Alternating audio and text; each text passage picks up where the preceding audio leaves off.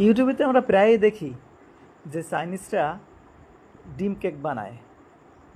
তো এখন এটা আমাদের বরিশালেই দেখা যাচ্ছে।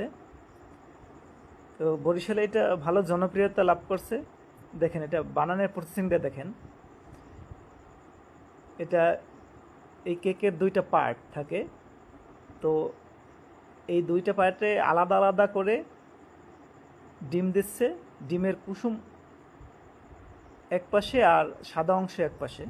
তো এই এটা যখন 70% হয়ে যায় তখন দুইটা একত্রে করে একটা কেকে পরিণত হয়ে যায়।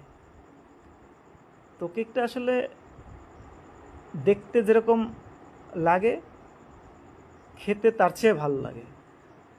আর এটায় চিনির পরিমাণ বেশি একটা নাই, এটা হালকা করে চিনি দেওয়া। তো দেখেন এখন একটু নেড়ে ছেড়ে দিচ্ছে, প্রায় হয়ে আসছে। তো এটা এখন নেড়ে ছেড়ে দেওয়ার পরে দুইটা একত্রে করে দেবে। দেখেন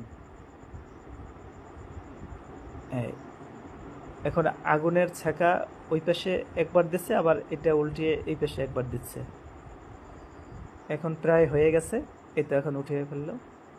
হ্যাঁ, এই দেখেন এখন কত সুন্দর একটা কেক হয়ে গেল, অনেক সুন্দর হয়ে গেল। আসসালামু আলাইকুম ভাইয়া। ওয়ালাইকুম আসসালাম। ভাইয়ের নাম কি? মেহেদি হাসান। মেহেদি হাসান। মেহেদি হাসান ভাই, এখানে আপনি কত বছর থেকে ব্যবসা করেন? এটা আমি 4 বছর থেকে ব্যবসা করতেছি। 4 বছর থেকে একই জায়গায়? ও আচ্ছা, এটা কি কি বানান আপনি এখানে? ডিম কেক। এই ডিম কেকে কি কি লাগে বানাতে? ডিম কেক বানাতে লাগে দুধ, চিনি, গ্লুকোজ, ময়দা, ডিম, তৈল, লবণ। ও আচ্ছা আচ্ছা, প্রতিদিন আপনি কত টাকা বিক্রি করতে পারেন? প্রতিদিন আমরা 2000-2500 টাকা।